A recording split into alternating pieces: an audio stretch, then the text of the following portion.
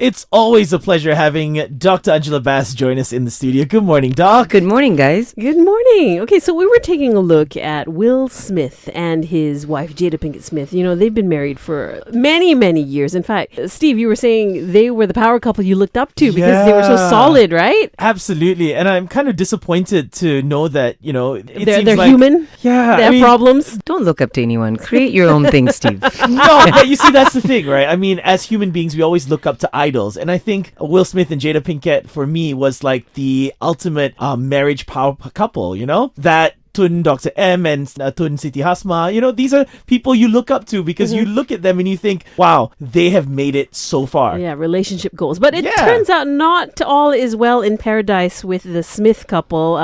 In fact, Will Smith revealed that at one point, Jada was crying for 45 days straight when everything was rock bottom and that they don't really consider being married anymore. In fact, they've gone beyond it and I actually don't even know what that means.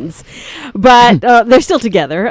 So let's talk about that marriage. Conscious uncoupling, right? All these esoteric phrases. Let's talk about, you know, the various stages we go through as a couple. What are some of the signs of a failing marriage? In marriage, in sort of the relationship sphere, Dr. John Gottman and his wife are very, very renowned in the sense that they have the most extensive research on marriage and relationships. I mean, at one point, Dr. Gottman had a lab that sort of simulated a home where he could predict with astounding accuracy who would get divorced and who wouldn't by their behavior, you know, just watching the videotapes. So there's 4 signs.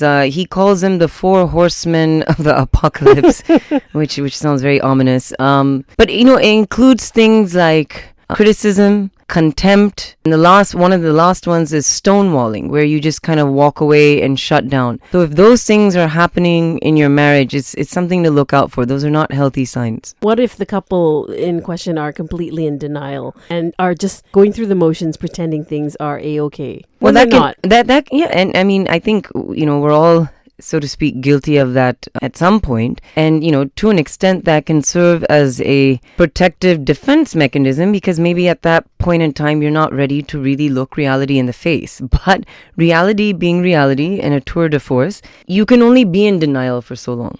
For some, that might last a short period.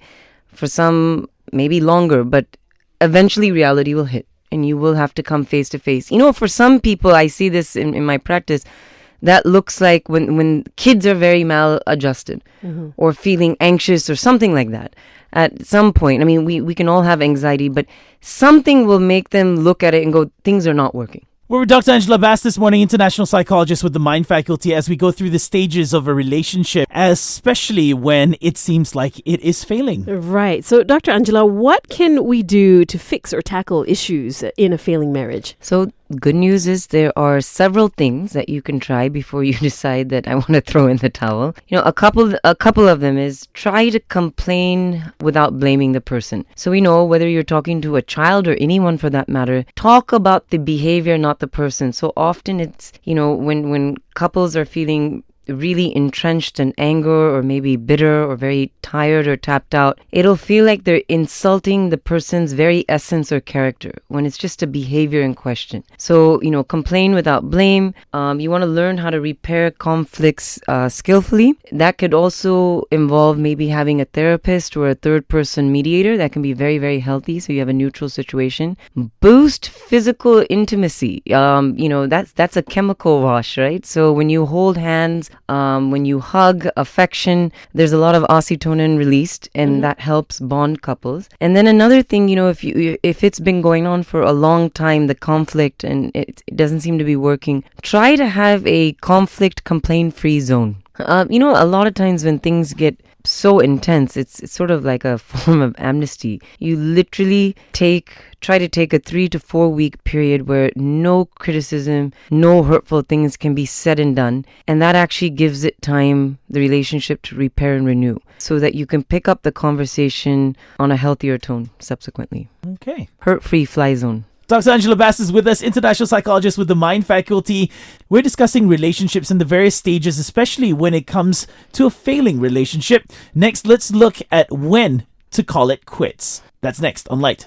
On Mind Matters this morning, we're joined by Dr. Anjhula Bais. She's an international psychologist who's talking to us this morning about relationships and the various stages, especially when it comes to a failing one. Yes, and at some point you may discover that time to call it quits. There's really no hope. So when is the right time to call it quits on a relationship? Well, that's always a tough call. I think that's a perennial sort of life dilemma, when to keep trying and when to quit. So obviously that's usually not an easy decision by which to arrive. But I think there are some questions that you can ask yourself. You know, a lot of people actually say my relationship won't work because my partner won't come into therapy. But even therapy as an individual can have a very positive effect on your relationship or marriage. So it doesn't necessarily at the outset take two people. That's number one. But questions to ask yourself so that you yourself can decide, because it's a very personal decision. Do you feel that you have nothing left to give to your marriage?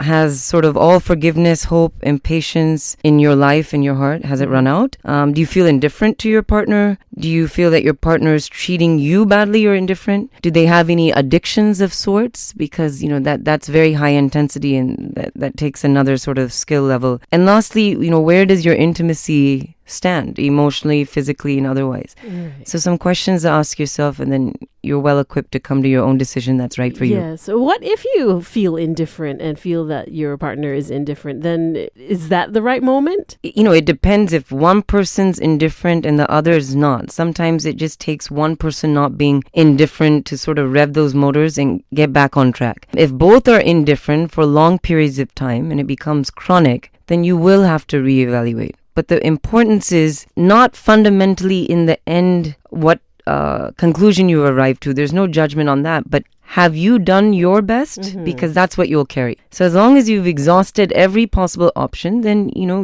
people are free to walk away amicably if that's the best for what you need in your life. Okay, well, that brings us to a very important question, which we'll tackle next as we discuss relationships, especially when it comes to one that might be failing with Dr. Anjhula Bais. Let's look at how to amicably split. After Belinda Carlisle on Lite. Dr. Anjhula Bais is with us this morning. She's an international psychologist with the Mind faculty, and we're discussing relationships, especially when it comes to one that might be failing. All right. I guess the big question is, how do you amicably split with your partner? Is this even possible? Yes, of course it's possible. A lot of it depends on the self-work we do. And, you know, often as human beings, we can become defensive, or we can use a cognitive distortion called personalization, where we think something's wrong with us, or we're fundamentally flawed, and that's why the relationship ended. Sometimes people don't grow at the same speed, or they need different things, or there's just some issues that just can't be resolved, but it's not a mark or it's not a judgment on you. A couple things you can do to help it go amicably and to be good to yourself and the other is don't go through divorce alone. You know, employ support network, whether it be your family or friends or a therapist is very, very helpful. You can expect the road to be rocky. So it is, you know, that expectation and managing your expectations of what to feel at what stages. You can read up and you'll see that you're not alone. You know, a lot of people, they feel sort of blindsided and overwhelmed with the emotions. Divorce can be one of life's most traumatic experiences. It feels like a sort of death, and it is, metaphorically.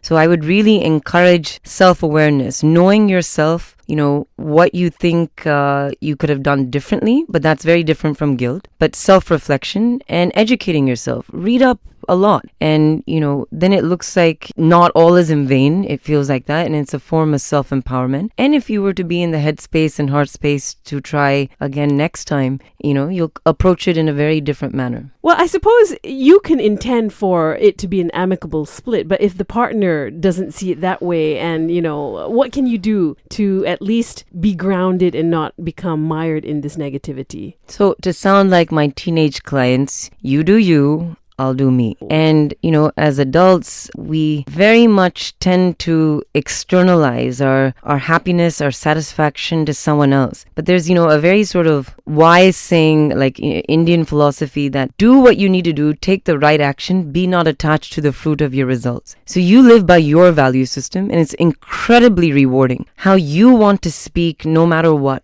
you want to do, how you, if you have shared, you know, custody of children, how you want to approach that. What they do is on them. But again, it goes back to what I said about managing expectations. You can expect for it to be more rocky, of course, if you have an uncooperative partner. But in essence, that has no bearing on what you do and who you are. You're in control of that. We're with Dr. Anjhula Bais this morning discussing relationships, especially when it comes to a failing one. Next, we'll look into how you can actually break the news to your loved ones. We'll discuss that next on Lite. 8:53, Dr. Anjhula Bais is with us, international psychologist from the Mind Faculty. We are looking at relationships, especially where one might be failing. Yes. So, in the case of a split between husband and wife, how do you break the news to loved ones? And I guess it's not just the children, if there are children involved, but also to close family members and friends.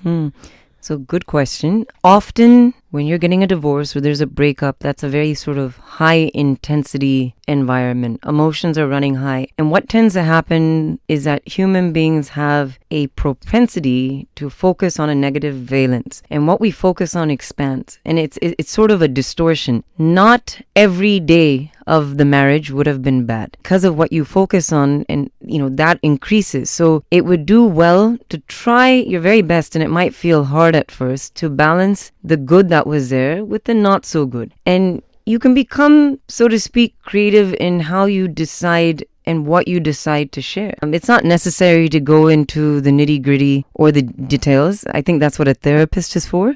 It's not exactly healthy, definitely for children and for family members. You do want to honor the time that you spent with this partner for, X amount of time. So just grazing over the issues of it didn't work out, but you get to decide how much detail. Sometimes we feel a need to vent, and it's not exactly appropriate. As far as children go, a lot of research has demonstrated that children unequivocally feel that when their parents get a divorce, it's somehow their fault. So one of the greatest things you can do is to really explain and model that behavior, that we loved each other, emotions can change, maybe we love each other in a different way, like friends, and role model that. Hopefully amicable, we're taking steps. Sometimes things don't go the way you want in life, but this is how you handle it, and it has absolutely nothing to do with you. And moving on from that, the separation, what are your best tips? Be kind to yourself. I think human beings find it hard to just sit with emotions. We're resisting them, and we know that what we resist persists. We tend to personalize and blame ourselves, or we tend to externalize and not do any self-work and say, if only I had a better husband, if only I had a better wife, if only my in-laws didn't interfere. Do the self-work, do the reflection, breathe, meditate, bring awareness to it. Metacognition is thinking about how you think, and you'll be in a different space that's more positive shortly. It's been a pleasure having you in the studio with us this morning, Dr. Anjhula. Thank you for joining us. Thanks for having me. And if you missed out on all that great advice, you can always listen to our podcast at lite.my. In the next hour, we want to play you your relaxing favorites requests, so please send us the song that you want us to play and who it's for on 016-510-8888 on WhatsApp, that is, and we'll play for you in 30 after 9 on Lite.